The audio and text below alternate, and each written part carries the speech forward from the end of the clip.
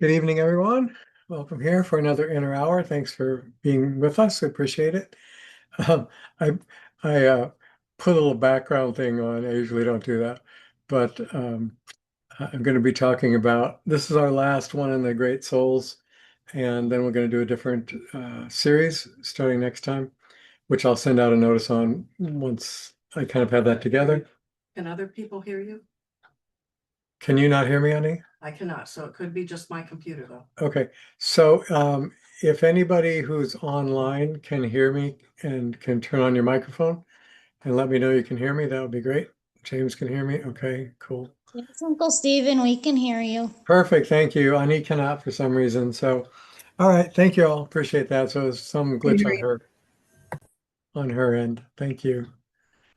Okie dokie. Well, anyway, welcome here. So, as I was saying, we're going to wrap up with the Great Souls one tonight and move on to a different topic after that.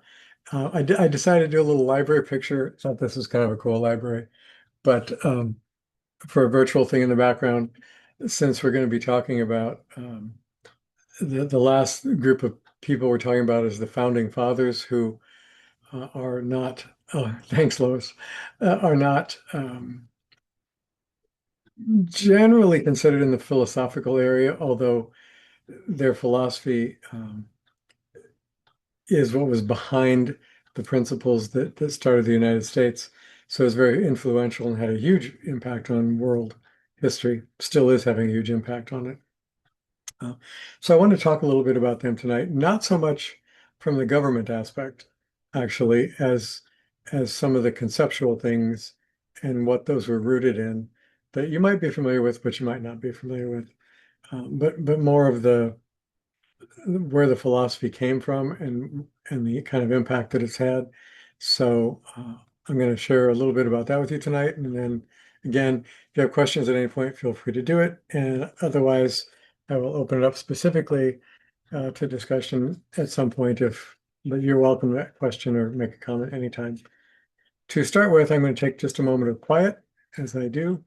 I'm going to light a little candle on this end, give myself and you, if you like, just a minute breather or so to kind of collect our focus and attention from whatever else we may have been doing today or this evening, and just be present here and relax for the next hour together.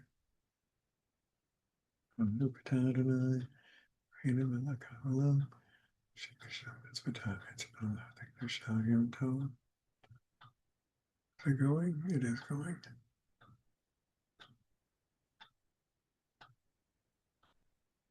There we go. The wick on this is pretty low, so I'm trying to get it to catch a little better. You probably can't see it, but it actually is on. So, all right.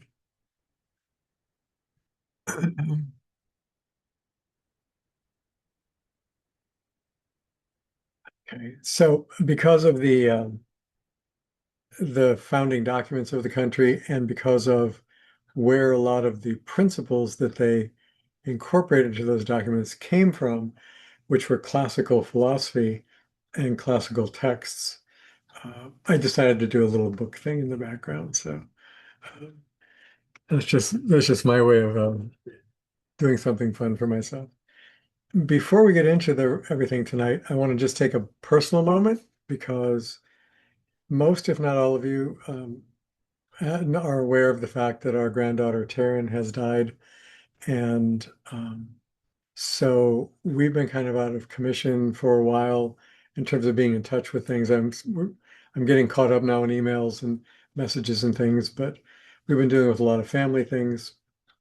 And so I just wanted to, and mainly express our appreciation for all of you who've written or held us in prayer or done both for the condolences. We really appreciate the support a lot. It's very meaningful to us and we appreciate it. Uh, and as far as that aspect of things go, Ani and I are doing well.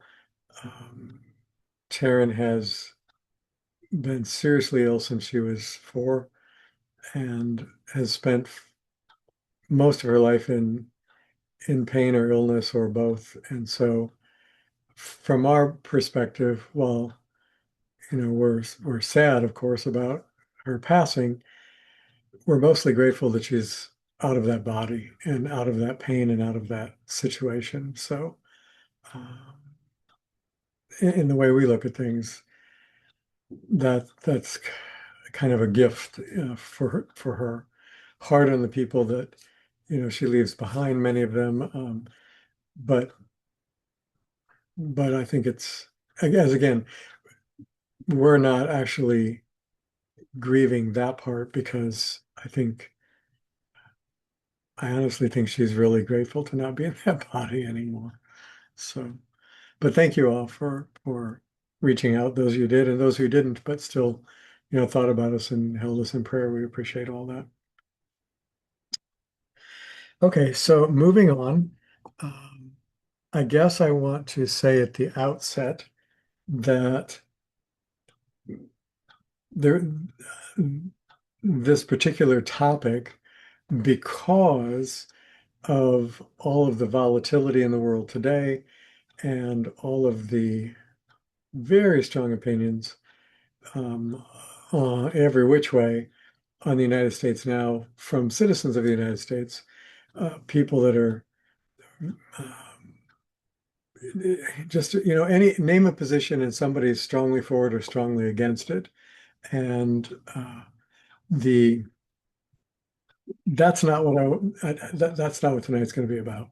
It's not going to be about the current administration or the past administration or the things the United States is or isn't doing right now, or whether you like it or whether you don't. That's not what tonight's about. Tonight is about the core principles that the founding fathers consolidated into a system of government, which was brand new in the world and very experimental, and was based on, that's what I want to get to tonight. What was that based on? It wasn't just a bunch of random people that got together and said, hey, let's start a country and let's try it like this. There was a very strong moral foundation and a very strong religious foundation and a very strong ethical and legal foundation that was all based basically in classical philosophy and what either was at their time or since has become classics in those fields, in the field of philosophy, in the field of morals, in the field of ethics, in the field of law. So I'll mention I want to talk a little bit about some of what the sources were, and not so much as a history lesson as to just a bit of background. And then I want to get into more of how one key understanding of what they meant is very different than probably how we read it today if we read the founding documents, particularly the Declaration. So just a bit of background first, and then I'll get into kind of the philosophical part. And the particular people that I'm going to be mentioning tonight, their founding fathers was a lot of different people. And of course, the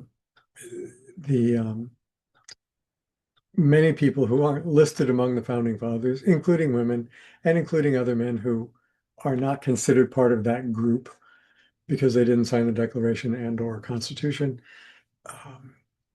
were nevertheless influential. So it's a big, big field of study and a big subject, and I'm not going to do any of that tonight. Basically, I'm going to be talking about Benjamin Franklin, John Adams, and Thomas Jefferson, and James Madison. Those four, just briefly, because of the influence their ideas had and where their ideas came from.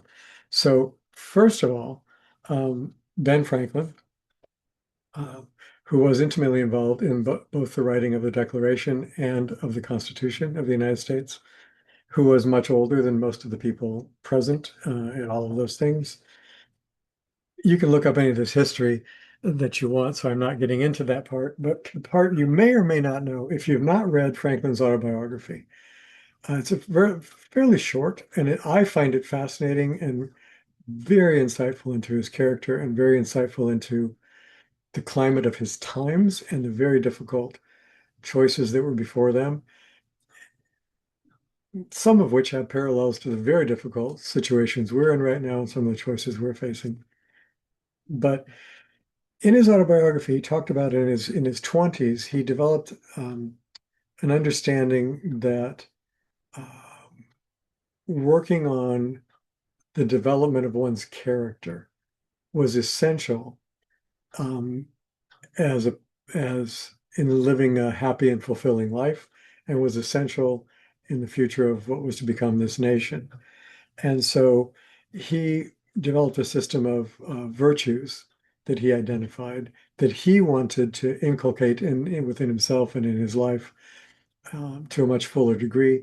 And so his autobiography names them. I'm not going to get into all of that tonight, but he started out with 12 that he thought if somebody could kind of perfect themselves or aim perfection in these 12 virtues, that they would be a really good person, and that would contribute to their own well-being and the well-being of everybody. And so he then defined each of these virtues in like a single sentence, or in some cases a phrase, some cases two sentences, but a very, very short explanation to his mind of what is this virtue? What is temperance? What is all these different things that he did. And then he developed a daily journal of how to track how he felt he was doing in all of these things. And some he did well in, some he did terrible in. But he recounts in his autobiography how at one point a good friend of his, a Quaker friend of his, I believe, he was recounting how he was beginning to excel in some of these virtues, and of these 12 that he listed. And the Quaker friend of his says, I can see right away that you need to add one that's seriously missing, Franklin. And he was like, what's that? And he said, humility, which had not been one of his 12. So Franklin added a 13th virtue, and humility was one of them. And interestingly enough, his definition of humility was imitate Jesus and Socrates. That's how he defined humility for himself. And then he developed a system for practicing it, where if you took those 13 virtues and worked on them a week at a time, one per week, then in 13 weeks, you'd have covered all of them. And then if you did that every season, there being 4 seasons to the year, if you did 13 weeks times 4, that equals 52. So you've practiced all 13 virtues 4 different times, once completely in each season, and that's a whole year cycle. So it's kind of an interesting system. I have personally done that system and found it really insightful and really helpful. What I didn't know until recently that some of you may go, yeah, who cares? Some of you may find useful. We talk quite a bit about mystical Judaism in some of my classes, as you know, because I find a lot of that valuable. And there are multiple systems in Judaism, as there are in other faith traditions. One of them that's probably not as well known outside Judaism is very well known in it. It's called Musar, and it is a system of ethics and morality, and how to be personally accountable for those things, how to bring them into your life, how to develop them more fully in your character, and so on. And what I did not know is the Musar, the Rabbi Menachem Ravkin, I just forgot his name, sorry. But the Ukrainian rabbi who started what became the Musar movement started that by introducing Franklin's system of 13 virtues to the Jews in his congregation in his area and promoting that, and then began to develop the system of virtue practice, which then turned into Musar. So a great deal of that, certainly not all of it, was rooted in Franklin's practice, which I find interesting. The other 2 people I want to mention are John Adams, who was obviously, you probably know, the second president of the United States. He was a powerfully influential figure in the Revolution, in the Continental Congress, in advocating for independence in the first place. And he, along with Jefferson and along with Franklin, were primarily the 3 figures who spearheaded the Declaration of Independence and the independence movement, and ultimately the vote that where the colonies voted for independence, and which then separated us from England, and then initiated the Revolutionary War. The only state of the Union at the time, or only colony at the time, and now state of the Union, that did not vote in favor of independence was New York. So for some of you, you might find that ironic for what's going on in New York right now. Maybe you won't, but I do. The Adams was a very strong advocate of a strong federal government because he felt that pure democracy, where it was simply majority rule by the common people, the masses, if you will, of a country, was very dangerous and ultimately led to tyranny of the majority and repression of all minority rights, and was therefore a very strong advocate of strong federal government.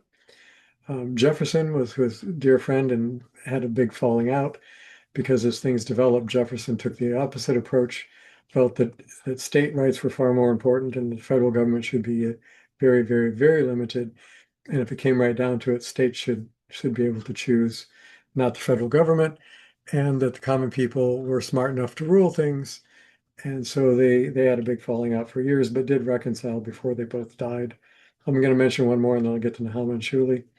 The other one is James Madison, who, and of course, Jefferson was the drafter of the Declaration, and then also the third president of the United States. Madison was considered the primary father of the Constitution itself, and he blended both of those approaches and said the federal government needs to have power to stabilize the Union, to provide a strong army, to provide rules of commerce and international trade and all these different things, but that it should be very well-defined and very, very limited power.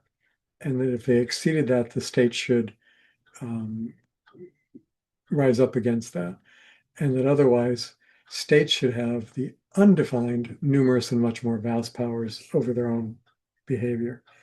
And that the Constitution was his effort to bring a balance between those things. So I'll pause there because Nechama and Shuli had something to share. So go ahead.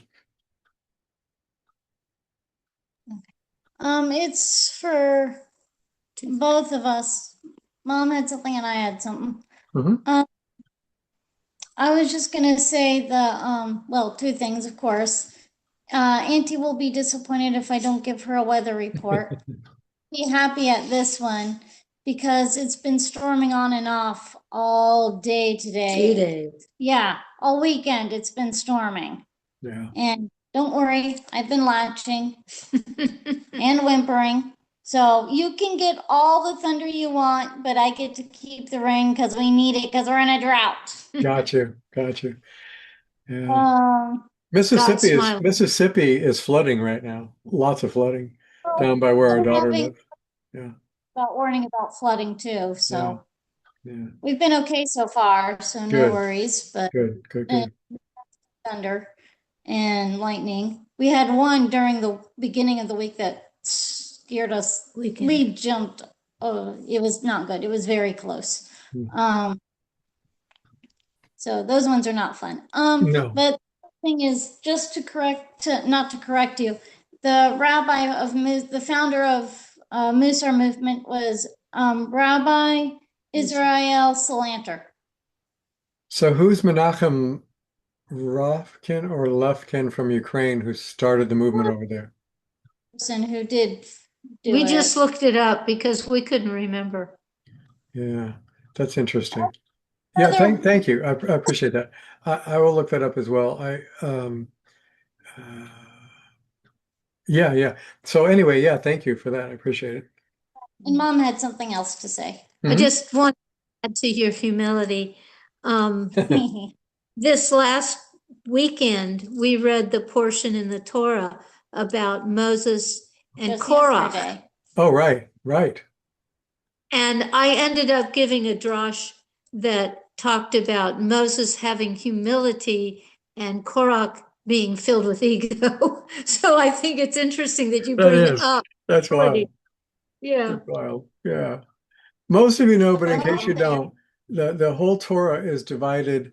This was centuries and centuries ago. It's divided up into sections or portions called parsha, and there's one for every week of the year. So all Jews, at least observant Jews around the world, study that particular portion of the text during that particular week, all at the same time everywhere. And the drush that Nechama was talking about means that she gave like a personal kind of understanding or interpretation of that particular passage. And so, in case any of that's unfamiliar with to somebody, yeah. Is that a sufficient explanation, or do you want to say more about that? The only thing I would say is that I did what in other places might be called the sermon. Yeah, But yeah. That's good. That's right. Good way to describe it. wait, for maybe being able to identify with it more. Yeah. But I do. I had started it with people voting, and they could vote. Who do they want? Moses or That's brilliant. That's brilliant. it was fun. It was a lot of fun. It worked well. Yeah, Anyway, and mommy got kudos for it. I'm so. sure. I'm sure. anyway, that's about not very I- humble. I told you that. So don't about it. All right. Yeah. All right. Anyway, Thank you both. No problem. So, so the some of these ideas that went into the formation of all these things, like in the Declaration, for example, the unalienable right to life, liberty, and the pursuit of happiness. That meant something very specific to the founders, and it was well known in that era. It's not, it's barely known in our era, and it's not even taught in universities anymore, unless you specifically elect to study some of these classical writings. The classical philosophers and the classical moral teachings that everything in this country's initial government was based on are no longer taught at university, even PhD levels, in most of the universities in the country. I was just talking to a PhD actually from Dartmouth, and I believe he had 2 PhDs. But anyway, what very well educated person at Yale and Berkeley and Oxford, and had never read Cicero or Plato, or because I don't mean he read them, but they were never part of his curriculum ever in any of his undergraduate or graduate work in the field of philosophy. So there have been a lot of changes at educational levels, and some of this stuff is not well known like it was back in the founders' day. But there was a Roman writer named Cicero, and he wrote many things. But one thing he wrote, a long story if you want to look him up, his daughter had died. He was severely grief-stricken. He retired from all public life. He was a senator for a while, withdrew to a country estate, began studying and writing. And he wrote a work called Tusculan Disputations because he was living in the Tuscany area. And anyway, it's a collection of philosophical works in 5 different books. And that was foundational for Franklin, Jefferson, and Adams and others of the founding fathers. Something they all quoted from. Washington quoted from it as well. They developed many writings about it. They wrote many personal letters about it. They exchanged many ideas in Continental Congress based on Cicero's writings, also based on the writings of Plato, on Marcus Aurelius, who was another Roman general and then emperor in a very challenging time of Rome. And he also lost somebody. He lost his son who was dear to him. He has his probably best known work is called Meditations. If you've not read Cicero or you've not read Marcus Aurelius, they're just foundational in so much of Western classical thought. And I really highly recommend them. Marcus Aurelius particularly is much more, I think, accessible than Cicero. And there are a lot of really good translations of his Meditations out there. There's a lot of very to the point sayings about the nature of our inner being, the nature of getting caught up in the world and what we would now call ego, the nature of how to deal with conflicts and stress and pain and disappointment, the nature of civic responsibility and our moral responsibilities to one another, there's just a tremendous amount in that book. It's a relatively small book, and almost like every sentence is quotable and helpful. So if you haven't read Meditations, you might want to look that up. They also studied Seneca a lot, another Roman philosopher, and then in the English writings, much closer to the time period, but John Locke, who was concerned about how do we know anything? How is it we come to know things? How does acquiring knowledge work? They that was foundational in their understanding of how the human psyche worked, which went into how they thought the government needed to be structured. He was very big on natural rights also, which influenced Jefferson in the inalienable rights in the Declaration. They also studied a philosopher named David Hume, whose primary work had to do with, again, I think what we might call, he was a Scottish philosopher, the theory of knowledge. So they were very, very well versed in all of these teachings, and they kind of lived in that realm mentally. That's how they thought and what they looked at and the values they held and the understanding they held of the human nature and how human nature worked and how you could build a government that recognized individual God-given rights and liberties and would protect those without encroaching upon them and or hoped they would.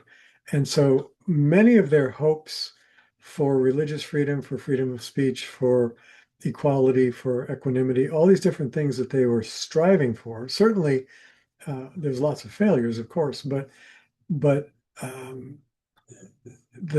government system that they set up was based on these principles and their understanding of human nature and spiritual nature and nature and how all those interfaced and how to make the best possible system to support the people in that process and give them the best chance at liberty, at life, and at the pursuit of happiness, which I'll get to in just a moment.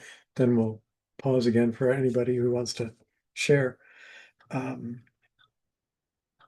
So these are foundational things, and as was Plato and Pythagoras. Most of us, if we're familiar with any of these people, are kind of familiar in passing, and we've maybe heard of them. Maybe you read something from them. I'm betting not a lot of us are real familiar with these writings, but if you want to really understand what the founders of the country were aiming at, however well or poorly you think they did in trying to manifest it, or however well or poorly you think we're doing now with it, you really can't understand that from contemporary psychology and contemporary culture. You have to look at where these things originated and see them in that framework to really grasp what they understood, what they believed, and what they were trying to structure.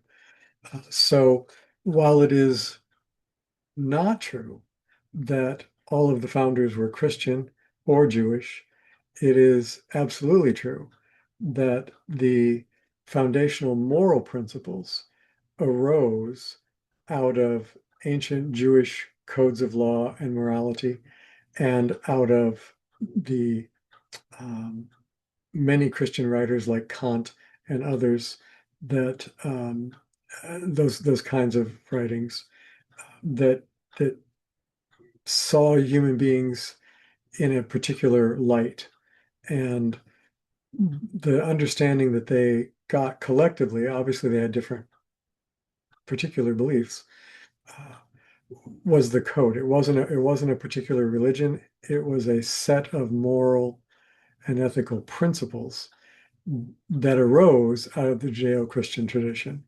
They were not primarily founded, for example, in Chinese Taoism or in the Indian Vedas. They were founded in that ethic, and how they understood that ethic to really grasp their vision, at least in my opinion, you need to see how they thought and what they believed based on their background and their study and what they valued.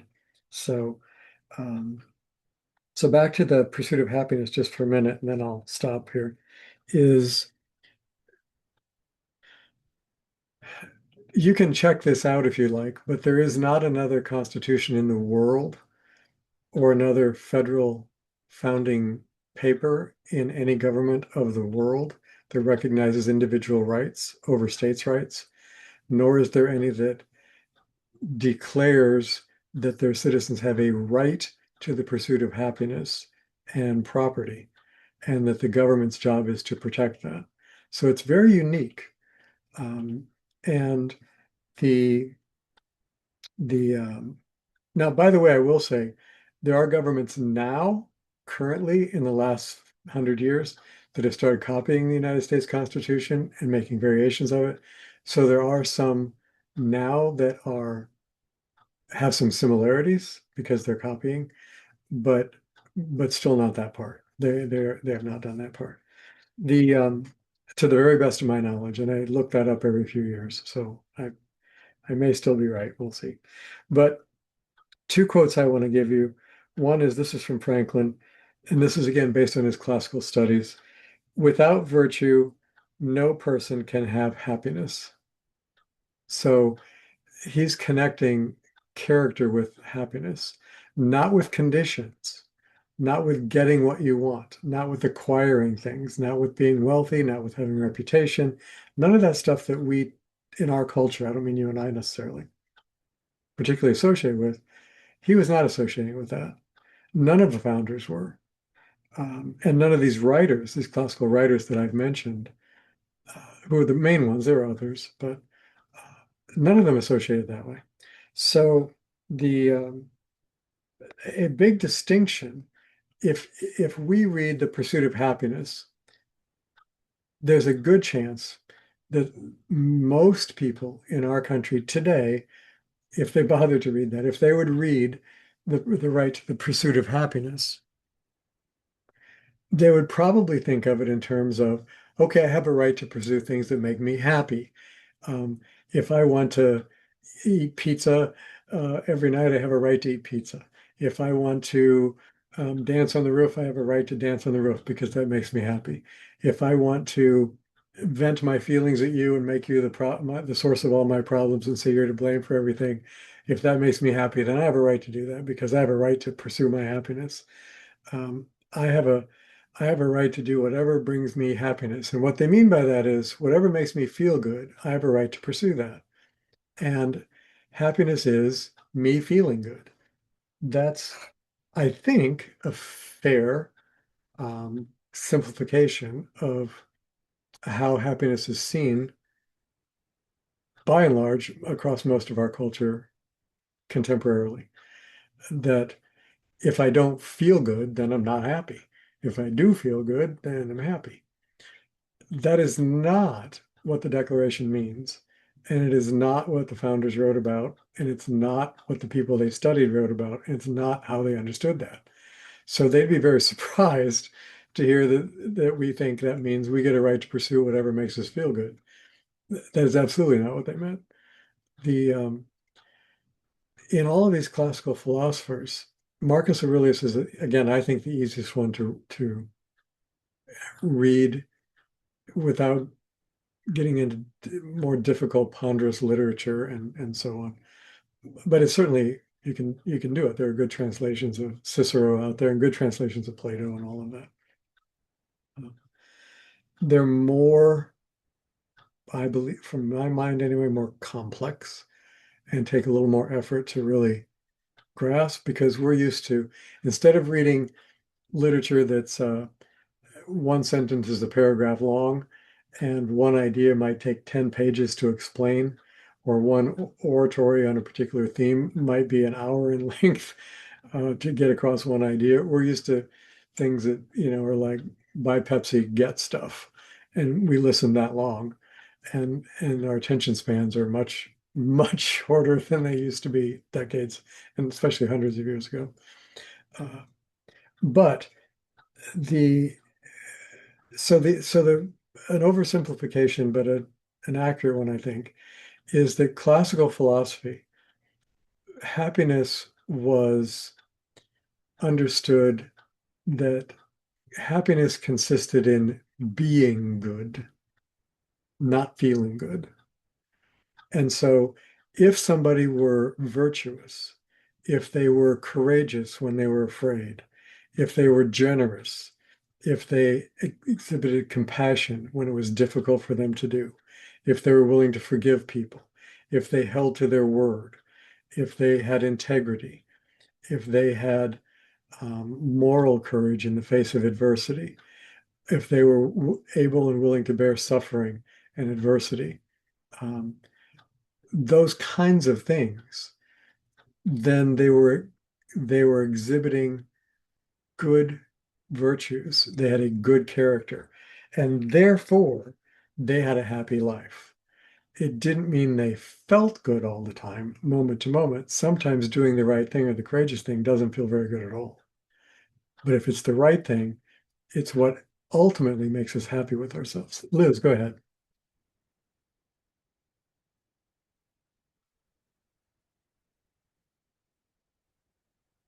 Hey, Liz, can you hear me?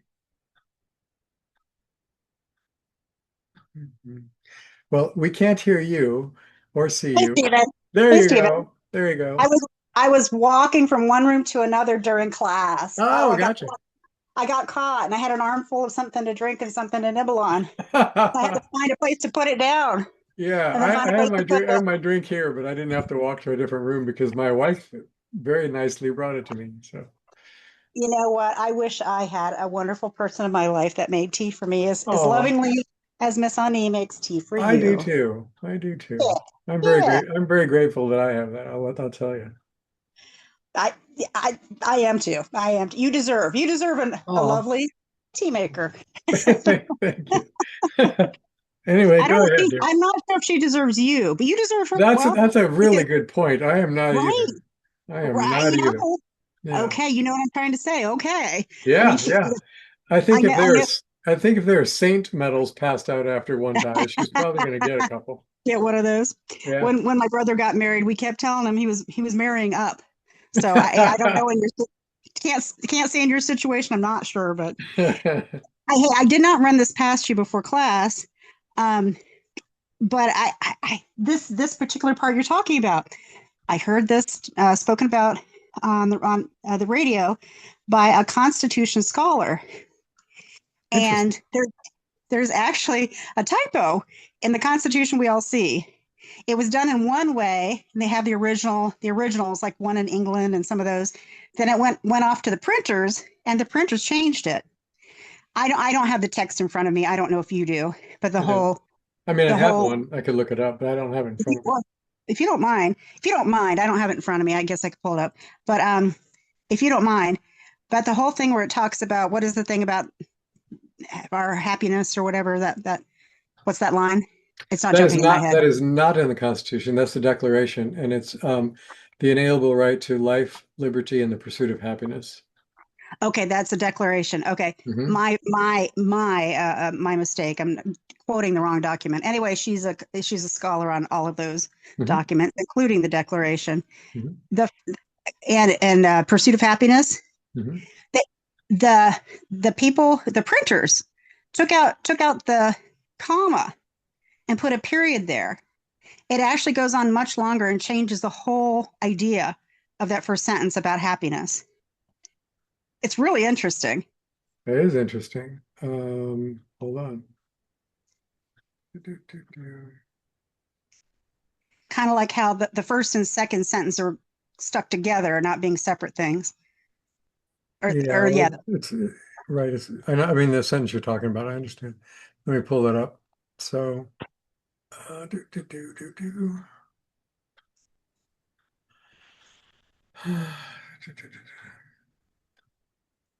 Yeah, it doesn't change the meaning at all. We hold, well, it I does. mean, I'll read it to you, see if what you Yeah, think. yeah. We, I'll read it to you with no What, punctuation. I'll what just read it to you. her point was that you couldn't have that what is now the first sentence without that second sentence. They all come together into one thing. Go ahead. They do come together into one thing. I agree with that. We hold these truths to be self-evident. It's not the first sentence, by the way. It's in the second paragraph. But I we mean the hold, first and second sentence of what I'm referring to, yeah, yeah, Stephen. yeah. Get on this page. Anyway, yeah, go We ahead. we hold these truths to be self-evident, that all men are created equal, that they are endowed by their Creator with certain unalienable rights, that among these are life, liberty, and the pursuit of happiness. Then there's a period and a dash in the original document, and um, that is to secure these rights. Governments are instituted among men, deriving their just powers from the consent of the government, of the governed, that whenever any form of government becomes destructive to these ends, it is the right of the people to alter or to abolish it and to institute new government, laying its foundations upon such principles and organizing its powers in such form as to them shall seem most likely to affect their safety and happiness. Boom. That's that section. But she was kind of attaching safety and happiness more Yeah, closely with well, and like I think you've made the point before when we hear of the yeah. pursuit of I'm still forgetting the phrase pursuit of happiness. Is Pursuit that of the phrase? happiness. Yeah. When we hear that, we're thinking, oh, goodies, goodies. What are my goodies? What are my goodies I'm going to chase? You know, Yeah. and that we as humans we tend to think that. Yeah. And anyway, sure, yeah. Anyway, she was That's an interesting point. Yeah. Yeah, And yeah. the another interesting thing you may or may not know is that because it was handwritten, the original document in the days that the Declaration was written in the late 1700s, the letter S Yeah. Was written like we write the letter F. Right, So right. if you look at it, it actually looks like it says the pursuit of happiness because it looks like F's instead of S's, which I've Say always that thought was kind of amusing. say that 5 times fast. Yeah, right. Anyway, I'm not explaining it the way that she did, but it was like, oh yeah, because we all get stuck on pursuit of happiness, and then we want our rights, darn it, we want to do the things we want to do, darn it, and that isn't that, and the Declaration of Independence or Constitution or something that I can do what I want, Yeah. kind of, by It's golly. not. It's not. It's Yeah. not in Yeah, there I like know. that. I Yeah. know, I know, but a lot of people will say, Yeah, of course. Yeah. yeah. A lot of people say separation of church and state is in the Constitution too, which it is not. But Oh, okay. but I mean, it was written about in in the Federalist Papers and other places, but it's not in the Constitution. But So anyway, in the original document, there was no period between those two phrases. So there it was there was a dash actually, right? Actually, okay, and two dashes. the dashes, and it was a printer that put the period in there that Interesting. changed Probably the meaning. Franklin. Was it Franklin? Let's see. In Lima, we have a printer called Quick as a Wink. I'll call them and I'll find out. Quick as a Wink, see if they know. Yeah. I don't know. Thanks, Liz. Welcome. Go ahead, James. You're our resident historian here. Go ahead. Unmute. Okay. So yeah, I'm not sure if I'm resident historian or not, but I'm the one maybe with the history degree. Let's just put it that way. That qualifies you in my opinion. So go ahead. Yeah. Okay. Well, thank you. A lot of this with Cicero and Seneca is dead on. And I can't remember if you, because I've been a little distracted this afternoon. I can't remember if you've discussed it, but another of the things that the founders were very heavy on was Hobbes and Locke. I did mention Locke. I Okay. omitted Hobbes. Thank you for bringing him up. Yeah. Yeah, Thomas Hobbes was a bit of a stuffy, bit of a snob, but he did. I think bit might be generous, actually, James. Yes, it is. Well, he was better than Burke. Let's just put it that way. Oh yeah. So Burke was just anyway. But one of the things that it looks like they kind of grifted from Hobbes was, Hobbes was very much traditionalist. The king is the king is the king, Yeah. except when he doesn't go when he goes against the country. Right. So they were always when Locke and Hobbes wrote, they were trying to explain this English Civil War and everything, and that was Hobbes's one kind of carve out as best as he could do. Mm-hmm. Mm-hmm. And as far as he was going to go, Yeah. So that's kind of how it just worked with me. But yeah, that's that was another thing that they discussed about that. Yeah, thank you for adding that. It's trying to do a 15-minute synopsis is hard to figure out what to put in and what to leave out, but that's a good piece. Thank you so much. No problem. Yeah. I got a new computer. I'm trying to figure out how to do my video, but it's Oh, not working. So, but at least you can hear me. I can. I can. Um, is your so your camera, like if you on your Zoom feature where you have an audio and a camera that you can turn on or off, that does not turn on your camera because your computer somehow Oh, is. There you never go. mind. There you go. Sorry. Yay. So yeah, 51. I'm not much of a computer guy. Oh, and the T-shirt is Carthage today. Oh, well, see, now Shuli would want to know that, I'm sure. So thank you. Yes, yes. So that's a whole different discussion that I'm willing to have offline. Odyssey Okay. comes next month. Hmm? I What? didn't hear you, Shuli. Go ahead, say it again. Next month. You're a month early. Yeah, no. What can you do? So Shuli and Nahama, you guys had your hand up again. I assume it was for me, but it could have been for James. So go ahead. Well, as Liz was talking, and I think the whole thing, what came to mind to me was that we also have to be very careful in our interpretations of the things that people are saying, both then, especially the further away from us it gets, Mhm. because the language meant something different. I mean, I can go to the store and buy a book right now that says No Fear Shakespeare, that has current English and Shakespearean English, Yeah. facing pages, the Yeah. translation of Shakespearean English into modern English. So when we read these texts from even 200 years ago, even like the Declaration of Independence, given that the culture's changed, it could have semi-different meanings than what it does to us today. Oh, for That's all. sure. For sure. Yeah. Anytime that we should keep that in mind. That's all. Yeah, and we talk about it quite a bit with religious texts, but sometimes people don't think about it in terms of like historical texts or governmental text or other things, cultural texts, because yeah, looking at something even a few decades later, let alone hundreds of years later, it can mean something quite different than what you think it does, you know. So What we do in our Torah study on Sunday mornings, we also can try and see if we connect it to modern times and see if it can make sense in any way. yeah, That's why we also use different translations. We get as many different translations because they all sound slightly differently and figure out yeah, Quite. yes, right. exactly. So Exactly. yeah. I came, this is just a trivia thing, but some of you might find it interesting. I wish I remembered the person did it, but there was a biblical scholar, because there a lot of them are using computer stuff now, of course, and to do analysis of how many words, how many times this word appears, or you know that and that.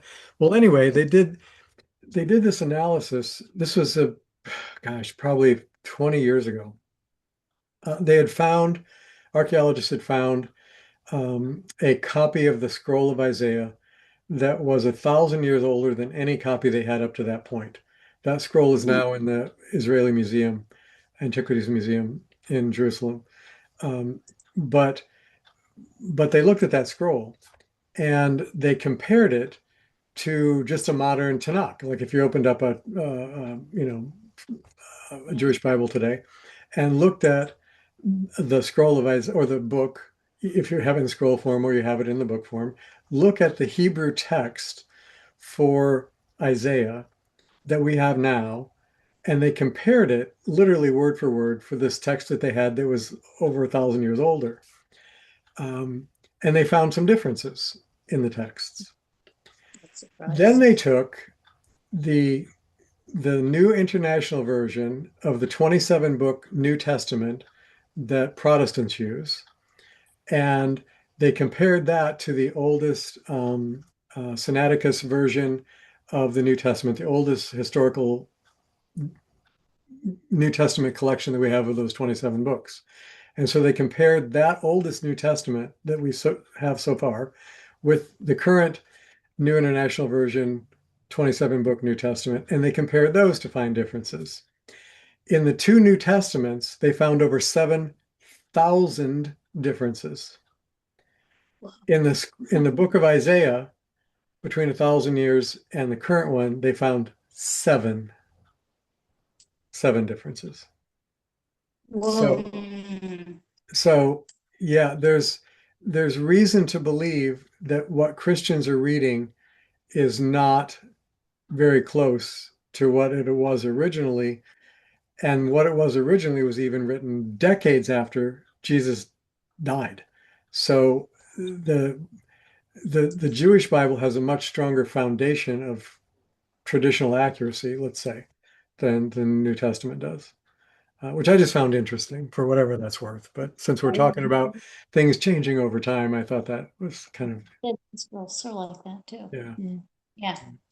Yeah. James, you again, buddy. Oh yeah, just following on to Shuli and Nechama. What I thought was interesting is I actually had this debate. I have this debate with myself. That's why I haven't really read the Bible until last month or 2 months ago. Is because it's like, well, how do I know what's really going on? Because one of the things I've always wanted to do in general was learn Attic Greek, Koine Greek. Yeah. Just so I could look at Diodorus and Aeneas and all these other guys. But similar to that. So even now when I read it, I have like the Oxford annotated Bible downstairs. Oh, that's a good one. Yeah. Yeah, it's not that one's pretty good. But when I actually want to read to see what actually was written, I kind of go to the Vulgate. Mhm. Just because even though it's still English translation, they have the Latin up there, and I can read a tiny bit of that. But it seems like it's closest to it, to what was actually said. Because you're right. I mean, people, cultures translate things differently. Languages, like the German word Schadenfreude, happiness for other people's misfortune. Right. It doesn't sound good in English, but in German, it's a perfectly German word. Right.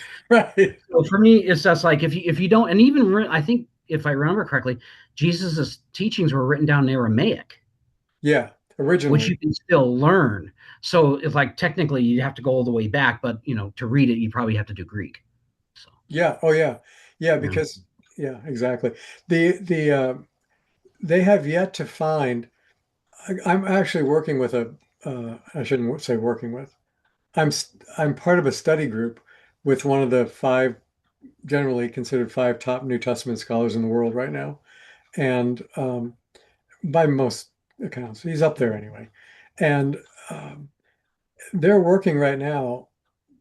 Scholars are convinced that Matthew and Mark, particularly something called the Secret Gospel of Mark, were written in Aramaic and parts of it in Hebrew, but they have yet to find any of those archaeologically. None of those actual documents have been found.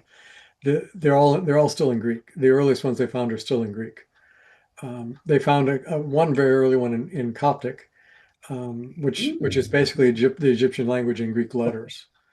But they're convinced that it was originally in the Semite languages, and there's some promising archaeology being done in Jerusalem area right now that, fingers crossed, might actually come up with something to if not prove, at least strengthen the case that those original gospels were written in the Semite languages, not in Greek.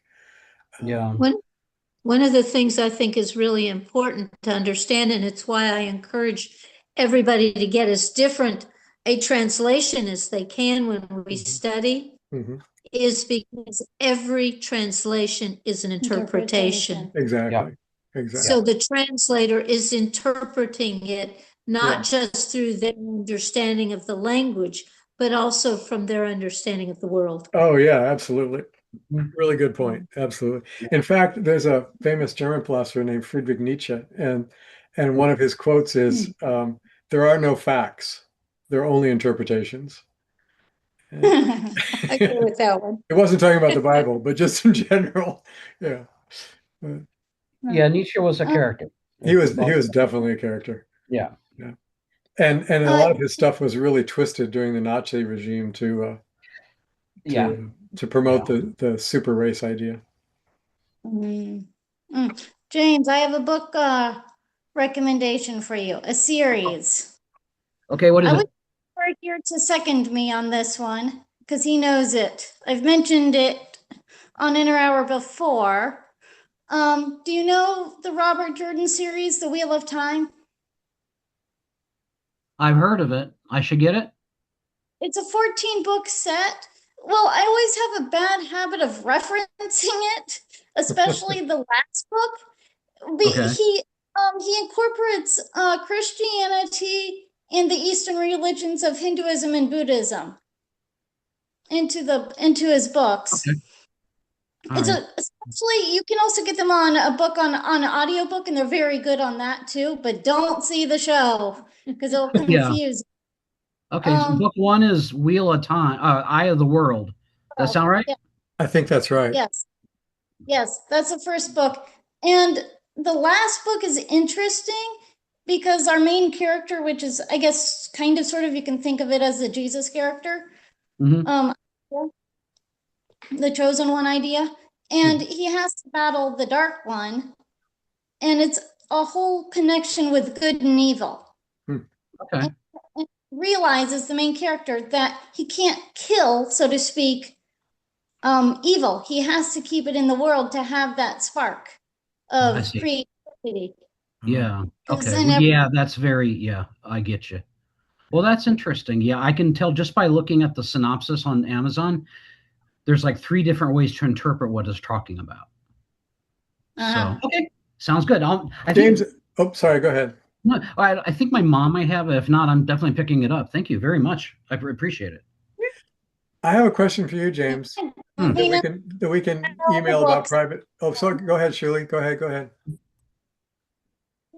I was just saying, I've read all the books. Okay. So, I'm very curious. Let me know for a review. Okay, cool. Maybe we could set up a book group. And movies.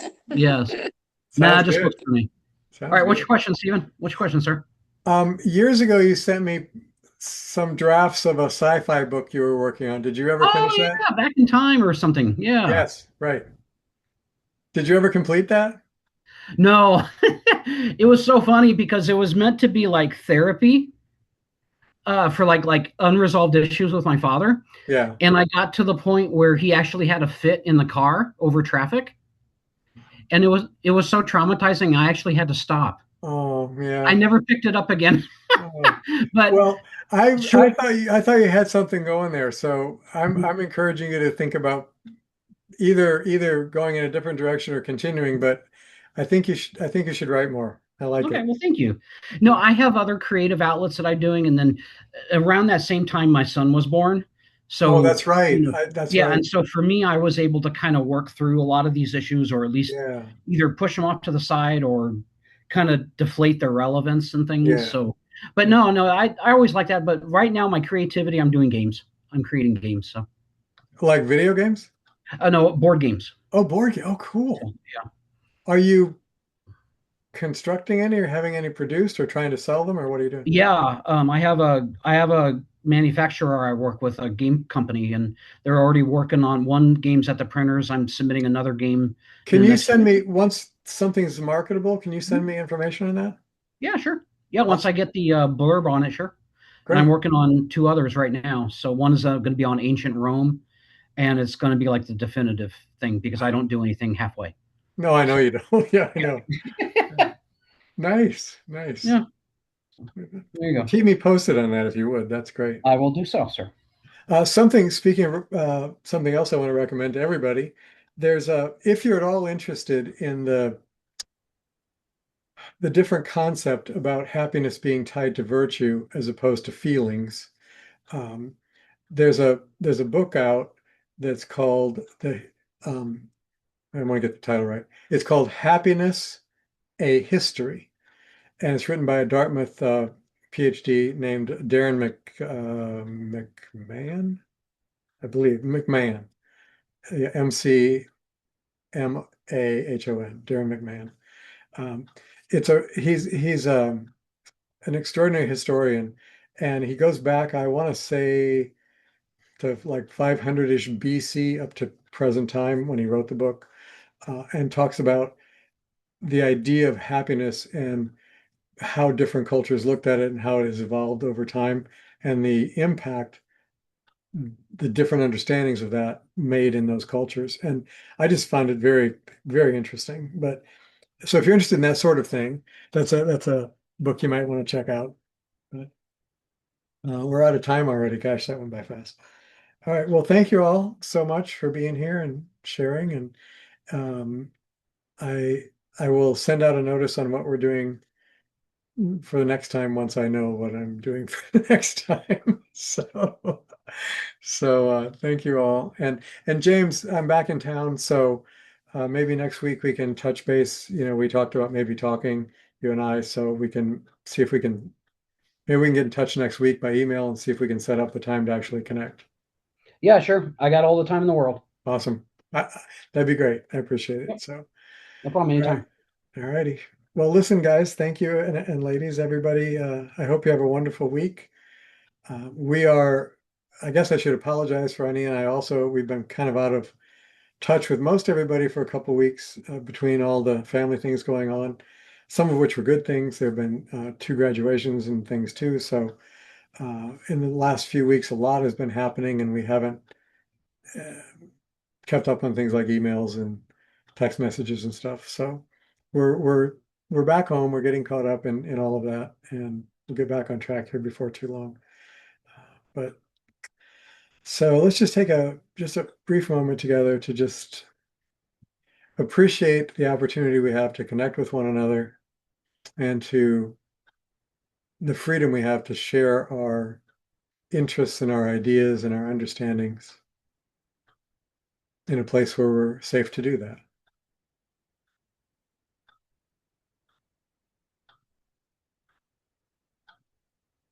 And personally, I thank all of you for the support you're giving Ani and I in general with the one-by-one work we're doing and the inner hour and the various programs. So it means a lot to us and we appreciate it. And it absolutely wouldn't happen without that support. So thank you and God bless. May you have a good week. Bye for now.